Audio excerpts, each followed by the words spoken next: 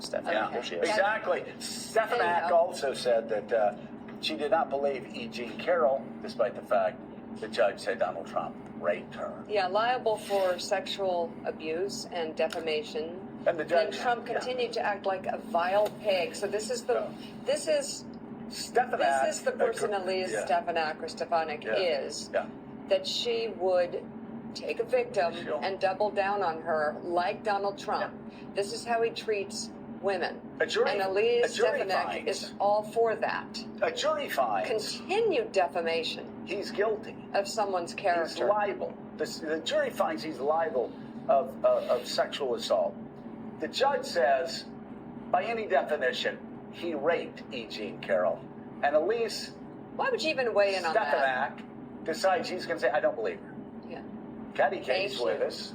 Caddy, how do you put it? Caddy Kai? Caddy Kai. Caddy Kai. Maybe that's what Trump would call you. Caddy Kai. How do you grapple with standing by his side while the jury is debating how much to award E. Jean Carroll for being sexually abused by Donald Trump? These are witch hunts against President Trump. The media is so biased. This is just another example of the media being... Why not believe E. Jean Carroll? It's not me. It's not the media. It's a jury that found that he sexually abused E. Jean Carroll. Again, the media is so out of touch with the American people. Like 2016, you are going to see the American people speak out loudly and clearly with their vote. You will see the people speak out loudly and clearly. Of course, we don't know what November of 2024 will look like, but we do know here in the months preceding November that Republican elected officials around the country, despite these trials and despite the allegations and despite a jury finding him to have sexually abused E. Jean Carroll, they will continue to stand by him. And the Republican electorate so far looks like they are eager to do so as well. Right, and the fascinating thing is, Chris Matthews, Vaughn pointed it out, it's not a witch hunt. It's not a media that's in the jury. It's a jury of his peers.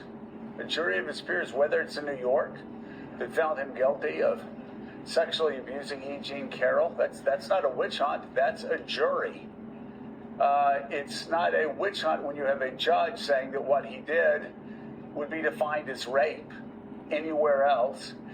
It's not a witch hunt when you have grand juries, whether they're in Florida, or whether they're in Washington, D.C., or whether they're anywhere else across America. It's juries. And I've noticed that these Republicans now, of course, they're supporting a guy who says he can execute his political opponents with SEAL Team 6 and not face any charges. I understand they completely will say anything for Donald Trump. But you have people like Marco Rubio and Elise Stefanik basically saying, the hell with the jury system. We don't trust juries anymore because anything that goes against Donald Trump, if juries go against Donald Trump, then the hell with the jury system, the hell with the rule of law. Nothing applies to Donald Trump. And that's where we are once again.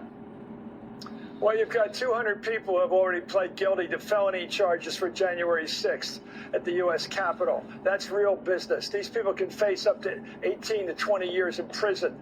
I think that the law is coming after Donald Trump, and it's going to get him.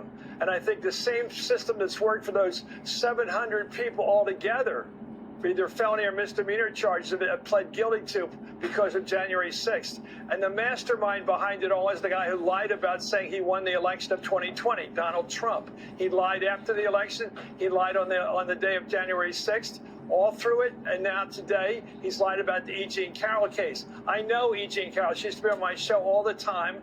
I've got to say, I believe her completely, just like the jury did.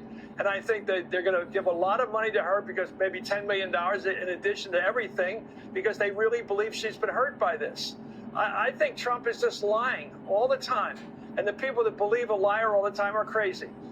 And I can't even understand. I do not understand why 70-some million people out there accept a constantly lying person. He did not win the election. If you just asked him point blankly, tell us the states that he won that we didn't know about. Did he really win in Georgia, where he asked the Secretary of State for 12,000 votes? Did he really win there? Where did he win? They don't